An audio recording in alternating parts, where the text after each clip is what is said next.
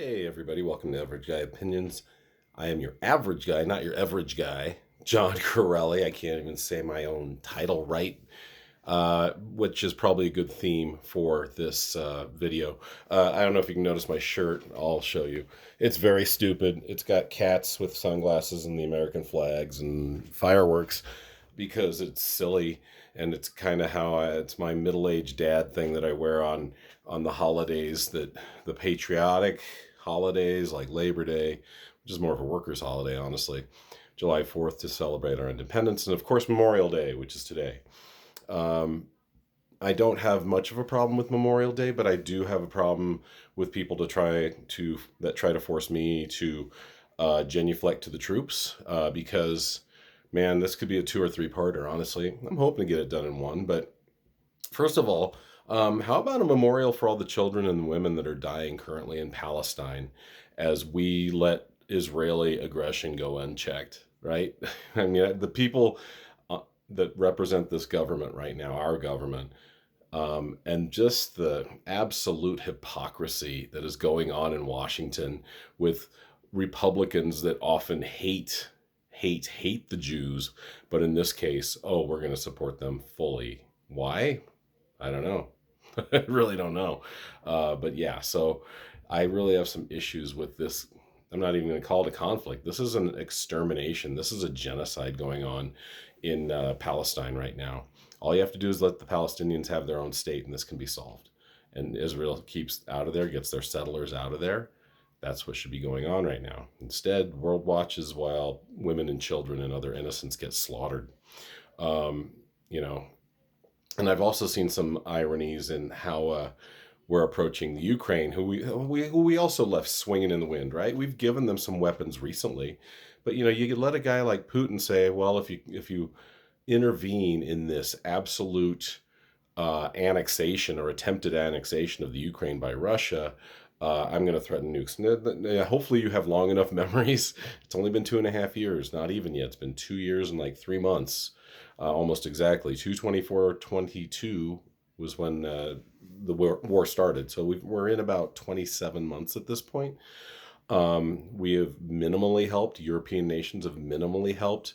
There have been embargoes and freezing of assets and all that other stuff.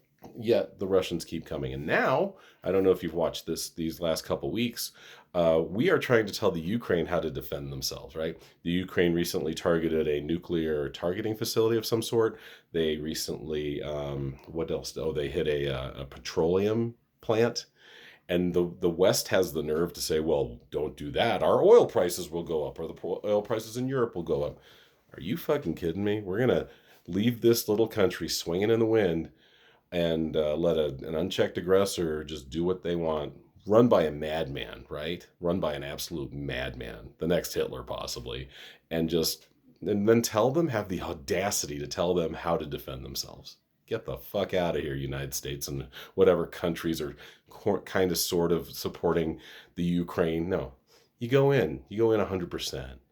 That's the way it should have been done at the beginning. And if he fucking sends a nuke, you flatten Moscow. That's what you do. I mean, I'm not trying to be an asshole. I'm not one of those old school, anti-communist guys, but I was raised in that environment and understand that mentality, right? You want to send it. Okay? And then you will not exist. Russians will not be a people anymore because we'll have destroyed all of your major cities. No, push them back. And then sanctions. I mean, I don't know. I just don't get it. And so what I want to memorialize today is the people of Palestine, the people who are suffering, the people who simply just want a nation state of their own that is legitimized by the rest of the world. And when I say rest of the world, pretty much the United States and Europe, because almost every other country on this planet recognizes that Palestine needs to have a living space. Palestinians need a living space. I think if you even cursorily, if that's the right way to say that word, watch the news, you've seen what's going on over there. This is a genocide. The attack of the city of Rafah, it's not a town, it's a big city. I believe I think it's a couple million, but we see these people are in a corner. They can't go anywhere. And Israel is just bombing the shit out of them, and it's awful. They're not letting journalists cover, or they are either flat out shooting or threatening or just removing journalists, what does that tell you?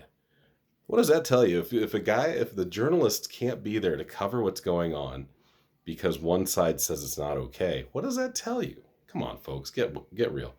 So, to talk a little bit about Memorial Day itself, I'm not a big fan of any holiday at all, really. We should just celebrate what we want when we want. There should be no holidays on the governmental calendar because it shows a bias, often towards Christianity and white people. So we don't really need these things, in my opinion. I don't need to be told on Christmas that that's a good day to be nice to people. I try to be nice to people every day, right? I don't need to be told on Labor Day that I understand that the power of the worker is an important thing. I don't need any of that. I don't need Thanksgiving to be thankful. I don't need any of it. I don't need any of these holidays to exist, right? I don't need July 4th Memorial Day to tell me that I'm a patriot or how to be a patriot. And so I did. I was watching, or I got on Facebook. I don't do it much anymore because it's just useless for the most part. But I did see a post that said, I don't really care about Memorial Day. And I was like, oh man, here we go. And this woman went off on this guy saying, well, I'm a wife of a commander, whatever that means. She wasn't very specific. And went on this fucking monologue about how us civilians don't get it. Are you kidding me? I have a degree in history with political science. Yeah, I get it.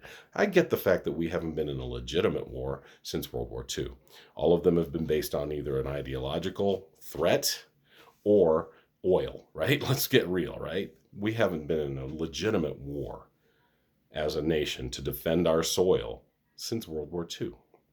So there's that. So I told her that, and I said, I like how you people that like to scream freedom, and also was bitching on one side saying how great the military is, but on the other side saying how bad the government is that doesn't support the veterans. You know, the biggest chunk of our national geez, I can't think of words, our national budget, 16-17% goes to the military. So don't tell me I'm not supporting your military. I don't have a choice. It goes through my taxes. And one out of every $6 I pay in taxes goes to supporting the GI Bill, veterans benefits, all that shit. And I'm not saying that sometimes the VA doesn't fail. That happens. But to act like just the blanket statement that civilians don't get it, shut the fuck up. And so I said, yeah, I get it. I mentioned the wars and the bullshit. And then secondly, I said, the blanket statement, and also where I was getting before, sorry, coming around, freedom, right? These people scream freedom the loudest. You know how fascist movements work? The military, right? Whether it's 1922 Italy or 1930s Germany, 33 to be specific, when Hitler was made chancellor. All right, militarization under our last regime under Trump. That's how things happen, right? That's how fascism starts, by the people that scream in freedom and claim to know it the best, while capping on all kinds of freedoms, including freedom of the press, freedom to peaceably assemble and protest. You think she was a big George Floyd supporter, this woman? I don't think so. So when I hear all that and I call them on it, you're a fascist. You're being a fascist. Stop it. This is Memorial Day. Well, your freedoms are there because of these guys.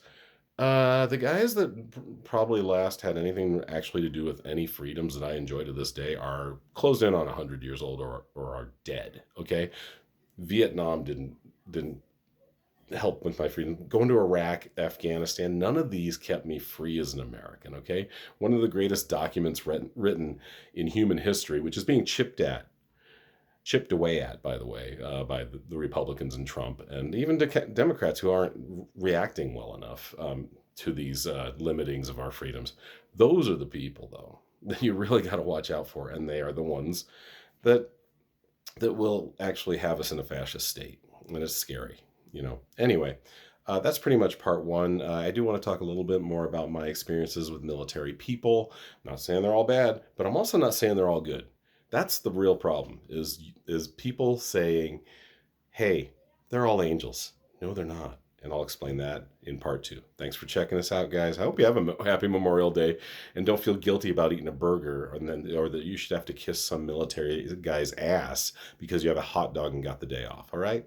You are a patriot by being a good person, a good citizen, participating in your democratic system, and paying your taxes. That's all you have to do. That's all I do. I didn't have to go and be willing to kill somebody to be a good patriot. All right.